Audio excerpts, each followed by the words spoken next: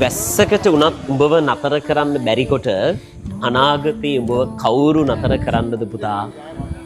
අද බැනුමක් ගානේ උඹ නතර නොවෙනකොට, අද එන ප්‍රශ්නයක් ගානේ උඹ නතර නොවෙනකොට, අද එන වේදනාවක් ගානේ උඹ නතර නොවෙනකොට උඹ තනියම ගොඩනගන අධිරාජ්‍යයට මිනිස්සු අත තියන්නවත් බය වෙනවා. අද උඹ වැස්සට තෙමෙන්නේ තියෙන අඟහිග කම්වලට, වේදනාවට, දුප්පත්කමට වෙන්න පුළුවන්. හැබැයි දවසක උඹ ආසාවටත් වැස්සේ තෙමෙන්න යන දවසක් එනවා. අද මිනිස්සුන්ගෙන් බැනුම් අහන්නේ, ප්‍රතික්ෂේප වෙන්නේ, දුක් විඳින්නේ, පාච්චල් වෙන්නේ කියන අසරණකමට වෙන්න පුළුවන්. අනාගතයේ දවසක් එනවා ආසාවටවත් මිනිස්සෙක්ගෙන් බැනුමක් අහන්න වෙන්නේ නැති.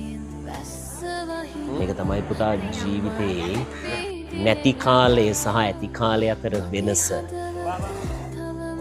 මේ පොඩි කාලෙ තුල ඔයාට තේරෙයි ඔයාගේ මහන්සියෙන් ජීවිතේ කොච්චර දේවල් ෂණයෙන් වෙනස් වෙනවද කියලා. මම මුලින් කිව්ව වචනේ වැස්සටත් ඔබව හැමදාම තෙම්මන්න බැරි බව මතක තියාගෙන අදේන ප්‍රශ්නවලට, කරදරවලට මුහුණ